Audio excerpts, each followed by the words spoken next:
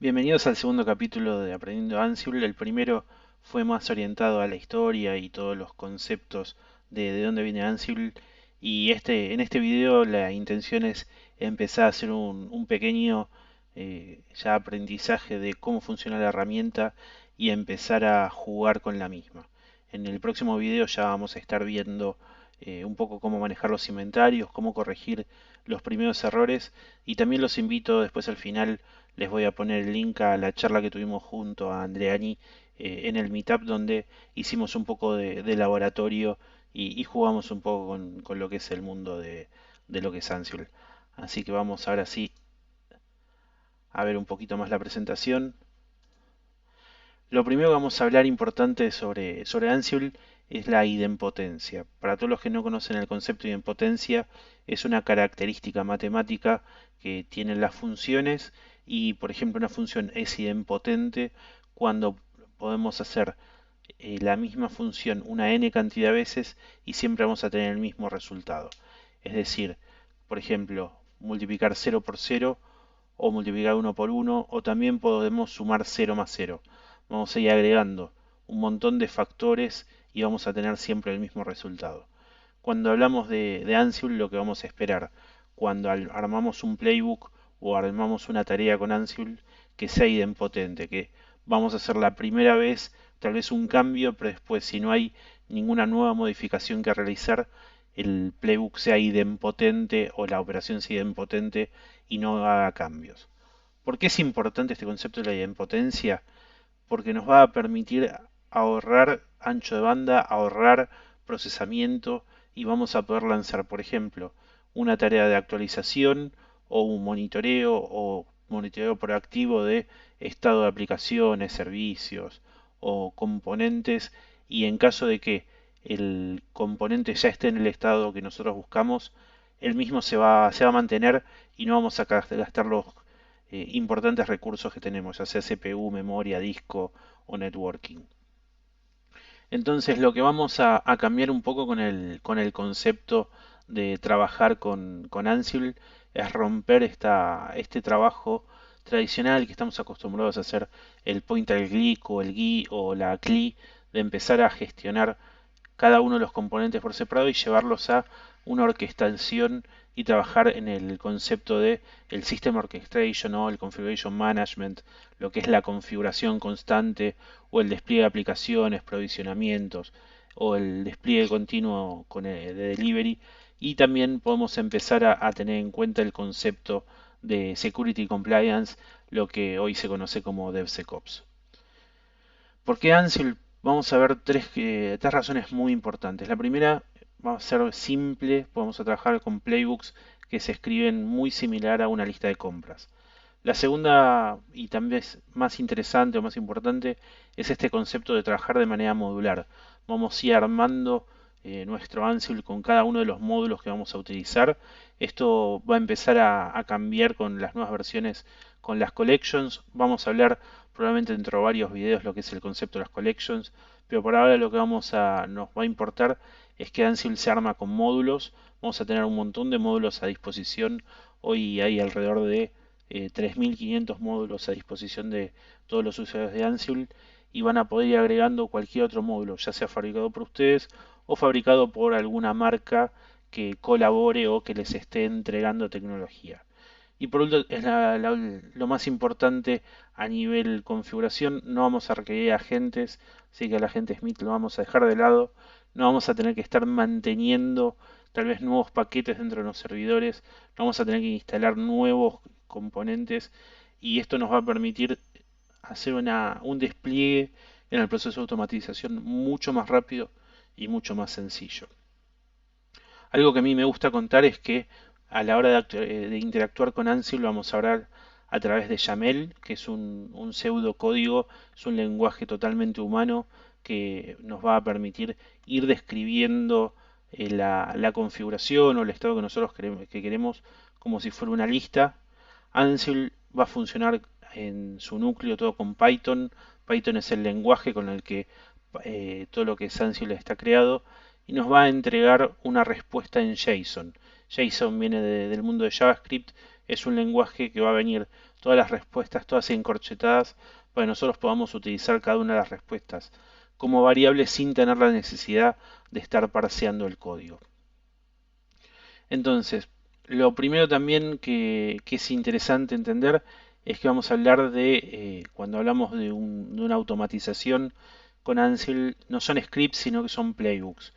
Tomamos esta diferenciación para despegarnos un poco de lo que son los scripts en Python o lo que son los bash scriptings, que son muy buenos, nos dan un montón de potencia, pero nos vamos a diferenciar por estas características de poder tener un lenguaje muchísimo más pensado en la orquestación y el trabajo en equipo, y también muchísimo más humano, donde no vamos a tener que estar parseando código y vamos a tener un montón menos de configuraciones, como por ejemplo, para todos los que conocen todo lo que es el mundo de Bash, que siempre hay que estar haciendo o greps para limpiar las líneas, o tener que estar haciendo AWK, que si bien es muy potente, las regex o las expresiones regulares tal vez no son lo más sencillo para todos los que son principiantes.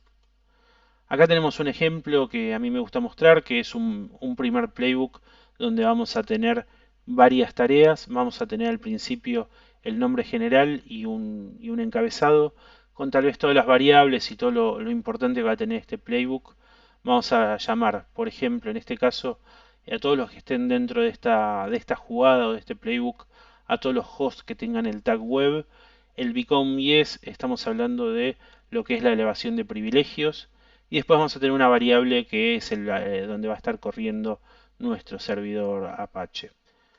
Después vamos a tener, a nivel de los módulos, vamos a estar invocando al módulo yum, al módulo copu y al módulo service. Y abajo vamos a tener todos los comandos o todos los atributos o variables que van a estar esperando mis módulos. En este caso, el primero estamos invocando a yum. Para los que no conocen, yum es el gestor de paquetes de toda la familia Red Hat de distribuciones de Linux, ya sea Fedora, como en el caso que es la máquina que tengo yo, o RHEL en todas sus versiones, o cualquier otra distribución que utilice este gestor de paquetes. El siguiente vamos a tener el módulo copy, que vamos a tener el origen del archivo, que un detalle importante, el origen también va a estar definido por el nodo de control de Ansible. Yo voy a copiar desde el nodo origen al destino, que va a ser esta ubicación en el servidor que voy a estar automatizando. Es decir, yo lo que voy a hacer con esta sentencia es ir a los hosts que tengan el tag web, y desde el nodo de control voy a copiar el archivo que esté en la ruta files index.html y lo voy a dejar en el destino, en cada uno de los equipos de destino /var www.html. Y por último voy a estar validando el servicio HTTP que esté en estado started. Algo que también quería destacar es la indentación. Como pueden ver, por ejemplo, acá este playbook tiene un pequeño error, que acá falta sobre un espacio, entonces habría que corregirlo. Lo puse a propósito para que poder contarles de la indentación, que para mí tal vez es el desafío más grande que hay a la hora de escribir con Ansible. Lo vamos a ir viendo con nuestro IDE. Yo en particular uso Visual Code de Microsoft, que es súper cómodo y práctico, con todos los plugins para poder escribir en Ansible. Pero eso lo vamos a dejar para otro video y vamos a empezar a jugar con eso. Entonces, el playbook va a estar compuesto por todas estas tareas y por el play en general. Y lo importante que vamos a tener, que el mismo playbook va a ser autodocumental. Es decir, que mi mismo playbook va a ser la documentación del proceso de automatización. Recién les hablaba de los nodos control y los nodos que vamos a automatizar. Cuando hablamos de Ansible vamos a tener siempre todos los módulos, como hablábamos al principio. Vamos a tener los playbooks que vamos a ir escribiendo, y vamos a tener todo lo que es el inventario, donde nosotros vamos a ir definiendo toda la configuración y cada uno de los equipos que vamos a ir administrando con las variables, con tal vez el usuario que vamos a loguear. Hay una muy mala práctica, que es poner los passwords dentro del inventario. Esto siempre ténganlo en cuenta, se hace para el laboratorio. No lo hagan nunca en producción, porque poner contraseñas en un inventario obviamente es un peligro, porque estos archivos son de texto plano y son muy fáciles de explotar. Entonces, la comunicación cuando hablamos de nodos Windows la va a hacer a través de Windows RM, que ya viene prácticamente en todos los servidores ya instalado, y en todo lo que es el mundo Linux y Unix lo vamos a hacer a través de SSH o APIs.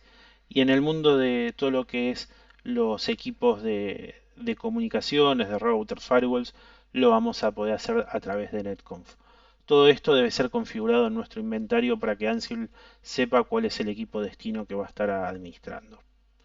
Yendo un poco más al detalle, por ejemplo, hay una diferencia cuando trabajamos con nuestros nodos de control y nuestros nodos a administrar, si son firewall, routers o load balancers, contra los equipos que son servidores, que es la existencia del intérprete de Python. Nosotros vamos a tener que tener Python 2 o 3 instalado.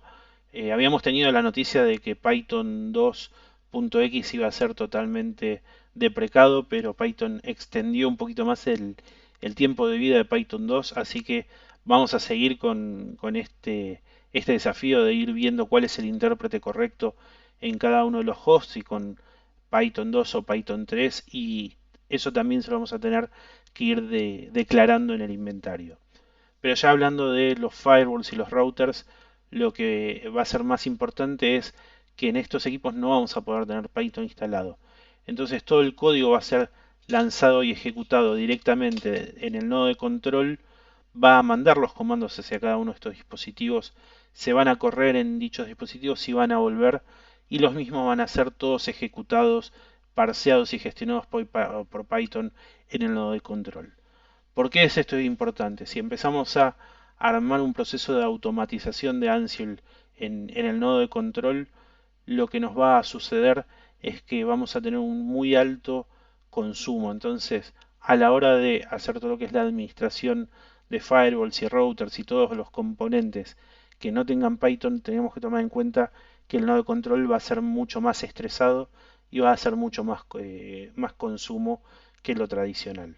Igualmente, si estamos hablando tal vez de decenas de equipos, tal vez no sea un riesgo o un gran consumo, pero hay que tomarlo en cuenta a la hora de dimensionar mi máquina virtual o mi equipo físico a la hora de automatizar. Entonces, yendo un poco al funcionamiento de Ansible, ya venimos hablando de los módulos del inventario, la comunicación de APIs, y lo nuevo que aparece también son los plugins. Los plugins son las herramientas que vamos a tener a través de Ansible para poder agregar otros lenguajes, otros módulos. Es decir, si yo necesito crear un módulo basado en C, C++ o en Ruby o en algún lenguaje que no sea propio de Ansible, lo vamos a poder hacer a través de los plugins. Siempre la recomendación es hacerlo por Python, es el lenguaje más simple para todo lo que es el desafío de crear aplicaciones para gestionar infraestructura y demás, pero en caso de que tengamos especialistas dentro de nuestros equipos, lo vamos a poder hacer con otros lenguajes. Entonces, yendo a los playbooks se escriben en YAML, como hablamos recién, y algo interesante es que todas las tareas se ejecutan de manera secuencial. El hecho de que sea de manera secuencial y vamos a tener la posibilidad de hacer todos estos bucles, ifs y wheres, que son todas estas metodologías de recorrer el código, lo vamos a poder hacer con Ansible, pero la recomendación tal vez para los principiantes es que sean 100% secuenciales, que vayan corriendo uno por uno los comandos y las llamadas a cada uno de los módulos. Esto para hacerlo simple, escalable y reutilizable. Pues si empezamos a usar bucles o validación de variables, tal vez en los primeros playbooks, después es muy difícil empezar a hacer lo que se llama colaboración con nuestros equipos de trabajo. Por eso siempre se recomienda que los playbooks de Ansible sean muy sencillos y simples. Yendo a los módulos, como les comentaba, otro de los puntos importantes que vamos a tener es la compatibilidad con PowerShell para todo lo que es el mundo Windows. Nosotros vamos a poder empezar a interpretar o mandar mensajes por PowerShell para automatizar todo lo que es el mundo Windows o el Windows Microsoft. Lo importante es siempre tratar de extender este concepto de la simplicidad en todo lo que nosotros configuramos. Los plugins, ya lo hablamos al recién, son todas las herramientas que se utilizan para conectarse con el engine, con el motor de Ansible. Y el inventario, algo que es interesante saber también, es que vamos a ir trabajando acá, por ejemplo, tenemos varios ejemplos de servidores y vamos a ir declarando los tags y todos los componentes. Algo que vamos a jugar en el próximo video, vamos a ir rompiendo los archivos de inventario y vamos a ir viendo todos los errores y todos los problemas tradicionales que todos se encuentran en los primeros intentos para que por lo menos entiendan cómo se crean estos inventarios. Entonces ya como para ir cerrando, cuando hablamos de los módulos, estos son los módulos más comunes, donde la gran mayoría va a utilizar en sus primeras tareas para empezar a actualizar sus sistemas operativos y sus implementaciones con apt y con Joom. Les venía hablando mucho de la familia Red Hat, no nos olvidamos de la familia Debian, para todos los debianitas que andan por ahí, está soportado apt y vamos a poder hacer todas las tareas que puede hacer Aptitude de manera tradicional. Les agradezco el tiempo que me estuvieron escuchando, espero que nos sigan en los próximos videos, cuenten con nosotros, hagan sus preguntas en los comentarios y cualquier otro contenido que quieran ver o que quieran sigamos subiendo va a estar disponible en nuestro canal. Muchas gracias a todos por participar.